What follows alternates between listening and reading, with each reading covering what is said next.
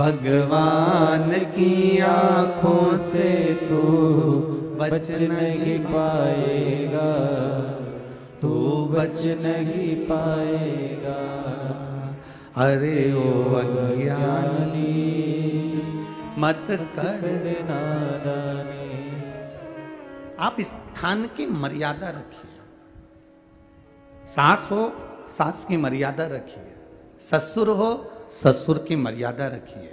ननंद हो, ननंद की मर्यादा रखिए। भाभी हो, भाभी की मर्यादा रखिए। भाई हो, भाई की मर्यादा रखिए।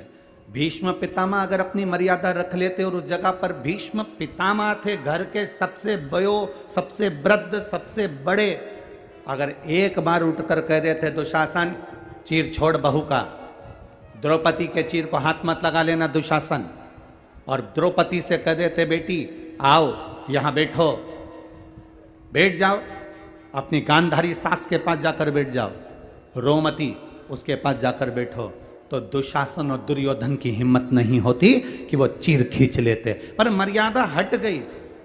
एक बड़ा अपनी मर्यादा ना छोड़े, एक छोटा अपनी मर्यादा ना छोड़े, एक बहू अपनी मर्यादा ना छोड़े, एक सास अपनी मर्यादा ना छोड़े। जो अपनी मर्यादाओं में घिरे हुए हैं वो अपने जीवन को सार्थक कर लेते हैं।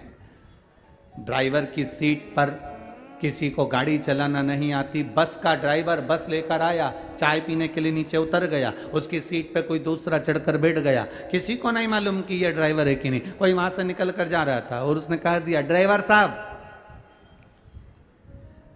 रायपुर तक जाएगी क्या बस? अब तुम्हें तो मालूम था कि बस जाएगी। हाँ साहब जाएगी। दूसरा आया ड्राइवर साहब ये बस रायपुर तक जाएगी क्या? हाँ साहब जाएगी। अब तुम ड्राइवर हो क्या? जम के तो बोलो, नहीं हो ना। ड्राइवर की सीट पर जो बैठा है वो ड्राइवर नहीं है, पर वो चाय पीने ड्राइवर गया और ये उसकी सीट पर बैठ गया तो लोगों को क्या मालूम कि ये ड्राइवर है कि नहीं, परंतु सब ने कहा ड्राइवर साहब ड्राइवर साहब ड्राइवर साहब ड्राइवर साहब। सब गाड़ी में बैठ गए। मालूम पड़ा जब तो ये तो ड्राइवर था ही नहीं, ये तो नीचे उतर गया। ड्राइवर चाय पी के आया, गाड़ी में बैठा, ड्राइवर की सीट पर बैठा और उसने गाड़ी चलाना प्रारंभ करी। अर्थात ड्राइवर की सीट पर जो बैठा वो ड्राइवर कहला गया। ड्राइवर की सीट पर जो बैठा लोगों ने उसको ड्राइवर कह दिया। जो रोज रोज मंदिर में जाकर बैठता है, रोज रोज सत्संग में जाकर बैठता है, रोज रोज भगवान की कथा में जाकर बैठता है, उसको लोग कुछ भी कहते हो, पर धीरे धीरे लोग कहने लगते हैं ये तो कहीं का भक्त है रे, 24 घंटे मंदिर में पड़ा रहता है, 24 घंटे भगवान की भक्ति में रमा रहता है, 24 घंटे इसके पास कोई काम नहीं है। जहां भजन होता है वहां जाकर बैठ जाती है, जहां कीर्तन होता है वहां जाकर पहुंच जाती है। लोग उसका नाम बदल देते हैं, उसका नाम सुनीता नुनीता गीता पीता कुछ भी हो, से कोई मतलब नहीं। उनके लोग कह देते हैं वो जीजी को बुला लो भजन वाली, बहुत अच्छा भजन गाती है, भक्ति इतनी अच्छी है, वो तो पूरी भक्तन बन गई रे शंकर जी की। अब लोग उसका नाम चेंज कर दिया, क्योंकि भजन में बैठती है, भगवान के पास बैठती है, भगवान के करीब में रहती है, भजन में डूबी रहती है, इसलिए उसका नाम वहां बैठ बैठ के भक्त हो जाता है। जो सत्संग में जाकर बैठता है उसको लोग संत कहने लगते हैं। कई बार तुम कथा सुन सुन कर जाओ और अपने घर पर जाकर ज्यादा ज्ञान देने लगते हो ना, छोटी छोटी बात के लिए, तो ही लोग कह देते हैं हमारी अम्मा आ गई है, बहुत बड़ी संत है। सियोर वाला महाराज की कथा सुन सुन के पूरी संत बन गई है, तो संत। और प्रेम जब अनंत हो गया, रोम रोम संत हो गया अपने आप। अब तुम चलो यहां बैठे थे, कथा में बैठे, भक्त कहलाए, संत कहलाए, मंदिर गए तो लोग पुजारी जी समझ लिए। मंदिर में रोज रोज पोछा लगाओगे तो दूसरे आके समझेंगे काम वाली है। बोलो सही है कि गलत है?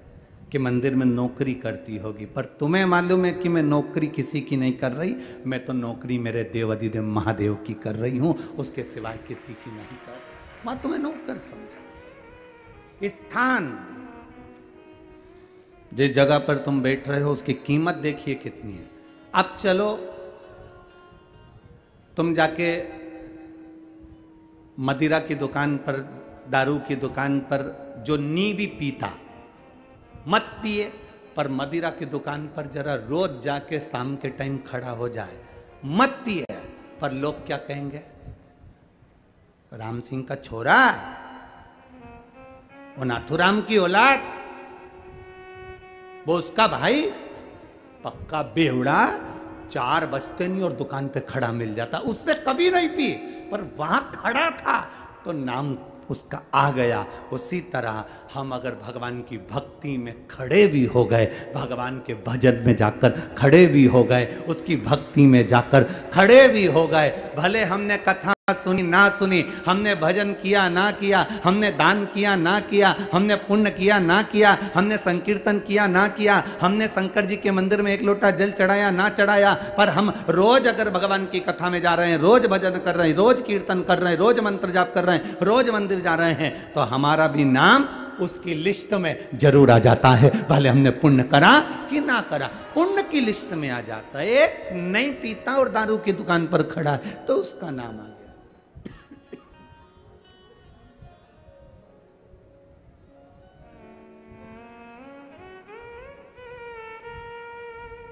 आप रोज भजन करेंगे, भजन में आपका नाम आ गया। कल कथा चल रही थी नंदनार की, बधुआ मजदूर है, और ऐसा बधुआ मजदूर जिसका सेठ 4 घंटे छुट्टी देता था और 20 घंटे काम कराता था। बधुआ मजदूर, बधुआ मजदूर इतना काम कराता था कि कभी छुट्टी नहीं देता था। एक दिन उस नंदनार के हृदय में एक बात आ गई और उसको 25 किलोमीटर दूर जो तिरुंगपुर मंदिर है, तिरुपुंगुर के उस शिव जी के मंदिर में दर्शन करने जाना है। उसने अपने सेठ जी से कहा, सेठ जी मुझे तिरुपुंगुर जाकर महादेव का दर्शन करना। सेठ जी ने कहा, कभी तेरे घर में तेरी माताजी मर जाती है, कभी तेरे घर में तेरे पिताजी मर जाते हैं, कभी तेरे घर में शादी आ जाती है, कभी तेरे घर में काम आ जाता है, कभी तेरे में फंक्शन आ जाता है, जब देखो जब छुट्टी मार कर चला जाता है। कोई छुट्टी नहीं मिलेगी, काम करो, शंकर जी के पास जाने की जरूरत नहीं है। तुम शिव जी के मंदिर चले जाओगे तो क्या शंकर जी तुम्हारा काम कर लेंगे? चलो काम करो अपने। नंदनार सेठ जी के घर में बधुआ मजदूर था। बधुआ मजदूर का मतलब है कि बिक चुका था, बिक गया।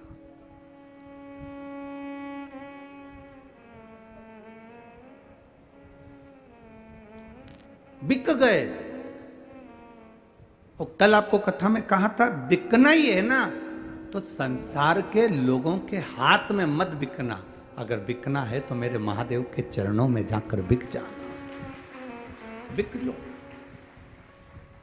मेरे बाबा तेरी नौकरी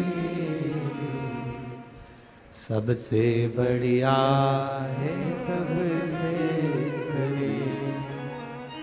तेरे दरवाजे की चाकरी सबसे बढ़िया है, सबसे खरी। जब से तेरा गुलाम हो गया, तब से मेरा भी नाम हो गया। जब से तेरा गुलाम हो गया, तब से मेरा भी नाम हो गया। वरना वो काट क्या थी मेरी, सबसे बढ़िया है, सबसे खरी। भोले बाबा तेरी नौकरी सबसे बढ़िया है, सबसे खरी। बिकना है, अगर आपको लग रहा है कि अब मैं, कई लोग कह रहे थे हम बहुत तकलीफ में हैं इसलिए अब हमने सोच लिया कि अब हम बस अंतिम समय जी रहे हैं। गुरु जी, बहुत जिंदगी कष्ट में हो गई, तकलीफ में हो गई, बहुत कष्ट की जिंदगी, अब हमारे को जीने की आस नहीं है। एक माँ, अभी अलवर की कथा की बात है, अलवर में राजस्थान में जब कथा थी तो एक माँ आई और उसने कहा गुरु जी अब मेरा 3rd स्टेज का कैंसर हो गया है और मेरे को चेस्ट का कैंसर है, स्तन कैंसर है, 3rd स्टेज पर है। डॉक्टर ने जवाब दे दिया है कीमो पूरे हो गए हैं, पर डॉक्टर कह रहा है कि कीमो होने के बाद वापस कैंसर उपज गया। सिर के पूरे बाल उस महिला के कीमो के कारण चले गए। अब उसने पूछा,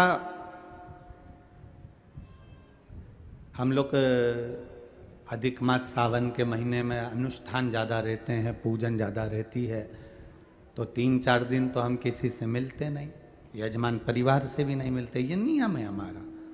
4 दिन के बाद चाहे यजमान परिवार हो, पत्रकार बंधु हों, जब तक अधिक मास सावन में थोड़ा हम भी अपनी पूजन पाठ करते हैं तो नहीं मिलना होता। 4 दिन के बाद में जब मिलना हुआ, वो रोज पत्र भेजी, आखिरी में 4 दिन निकले, 5वें दिन वो आई, अब आप बताइए मेरा 3rd स्टेज का कैंसर और कैंसर वापिस उपज गया, कीमो चल रहे हैं, पट्टा बांधी थी सिर पे, कपड़ा, बाल नहीं थे, भुकुटियों के बाल भी उड़ गए थे। अब मेरे लिए आज्ञा कर दो, अब मुझे करना क्या चाहिए?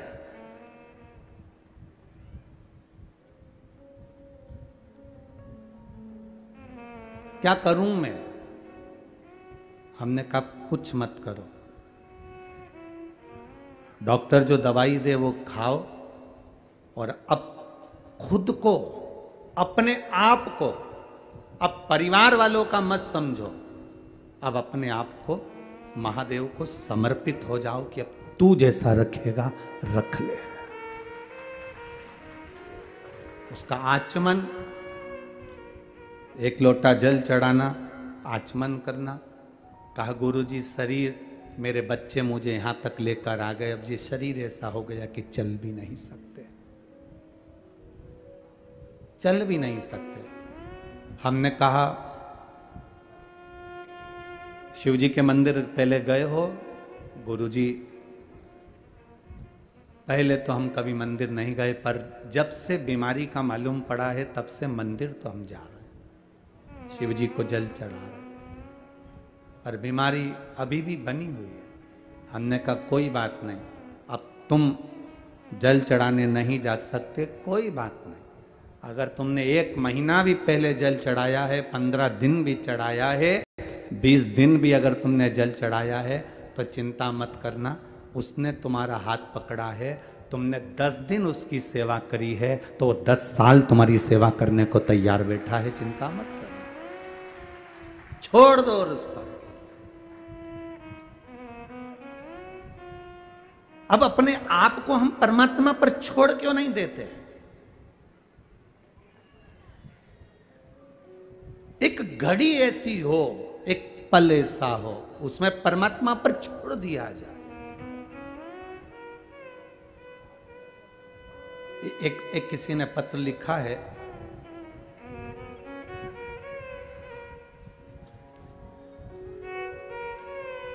राज यादव, रायनगर, कन्हान, जिला नागपुर, महाराष्ट्र, कहीं बैठे हों तो हाथ हिला सकते हैं।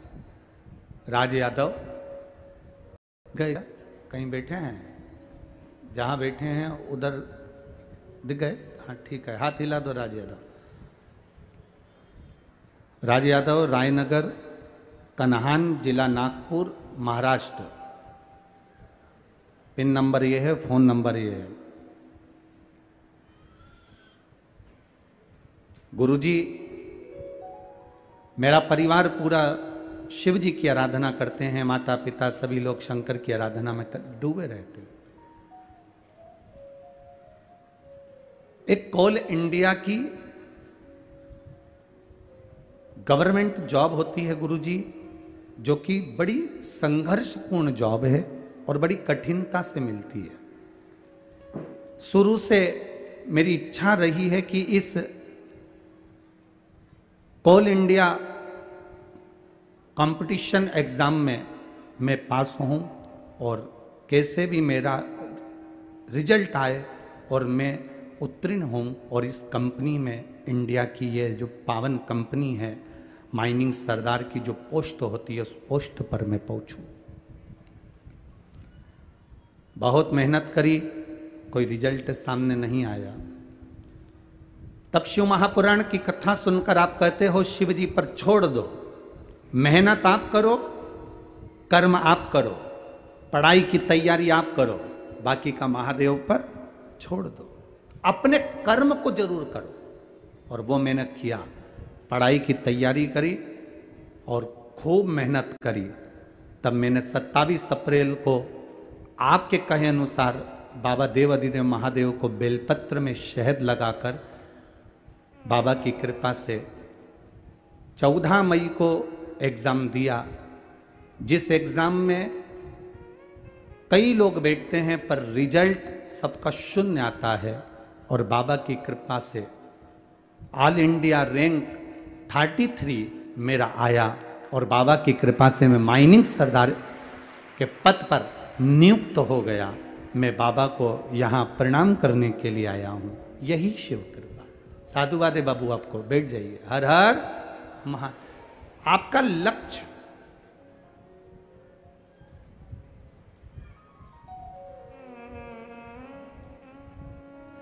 जब आप अपना संपूर्ण जीवन परमात्मा की ओर छोड़ देते हो, जब आपका संपूर्ण जीवन भगवान को दे देते हो, फिर आपको नहीं सोचना पड़ता। उस माँ ने कहा कि मेरे को करना क्या है। हम कह दें कि तुम एक काम करो कि घर में रहो, वो कहती अब मैं करूं क्या, मैं जा नहीं सकती, मैं मंदिर जा नहीं पाती, इस अवस्था था स्टेज के कैंसर में पलंग पर पड़ी रहती हूं, उठ नहीं पाती, मैं करूं क्या। तब उसको याद करो जिसको तुमने एक लोटा जल चढ़ाया है, जिसको तुमने जल समर्पित करा है, तुम उसको स्मरण करो। और जब आप उसे याद करोगे, आपको कल कथा में कहा था, अंत समय प्रभु आना पड़ेगा, वचन दिया तो निभाना पड़ेगा, आए ना आए प्रभु कुटुंब कबीला, अंत समय प्रभु आना पड़ेगा। आज इस कथा को, इस बहन की कैंसर की कथा को इसलिए लिया क्योंकि आज सवेरे उस बहन का घर से मैसेज आया कि हमारी माँ की तबीयत कम से कम 75% ठीक हो गई है। इसलिए बाबा की ये कथा का छोड़ दो उसको। एक बहन ने पत्र लिखा है, उसको भी कैंसर जैसा रोग,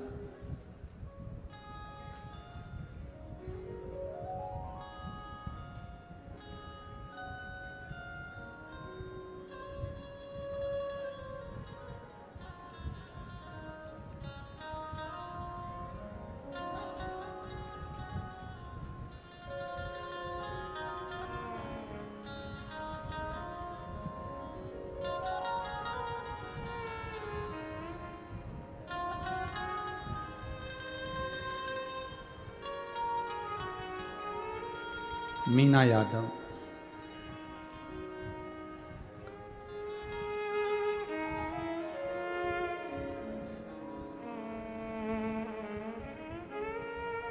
कामिनी यादव, ओडिशा कटा कटाम बाजी है, आप लोग समझ गए ना? ठीक है। क्वाटा भाजी, अच्छा ठीक है ना? कहीं बैठी हैं? हाथ हिलाइएगा जहाँ कहीं बैठी हैं। आप ही हैं? हाँ जी, हाथ हिला लो सब, ठीक है। हाँ, एक बार वापिस हाथ हिलाओ, एक बार वापिस, ठीक है। कामिनी यादव, ओडिशा क्वाटाबाजी से आई हूँ गुरुदेव। एक लोटे जल का मैं क्या वर्णन करूँ। मेरी छोटी बेटी को कैंसर हो गया था। डॉक्टर ने बताया कि गले में कैंसर है और पूरा घर चिंता में आ गया।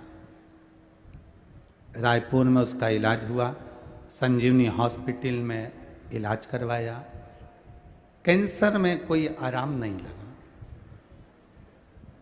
तब किसी ने कहा कि सियोर वाला महाराज दोपहर में कथा करता है, टीवी पर आती है, जरा सुनो, उसमें कुछ ना कुछ बताएगा। उस दिन कथा में कुछ नहीं बताया, बस सारी समस्या का हल एक लोटा जल बताया। हमने वो जल चढ़ाना प्रारंभ करा, दवाई चलती रही। डॉक्टर ने कहा गले का कैंसर है, ये रहेगा। गुरुदेव, आपने कथा में कह दिया कि भगवान के भरोसे रहो, ना घर के भरोसे ना परिवार के। अब हमने सोच लिया, हमारी छोटी बेटी को हमने हमारा नहीं माना और शिव जी के भरोसे कर दिया। बाबा की कृपा का हम क्या गुणगान करें गुरुदेव। जल चढ़ाते, बेटी को देते, बेलपत्र लाते, बेटी को देते।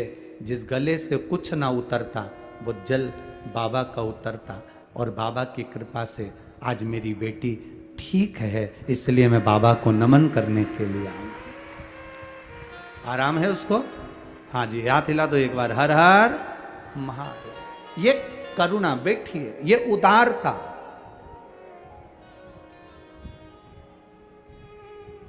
ये करुणा, ये उदारता, ये उसी की है, ये इसी को कहते हैं।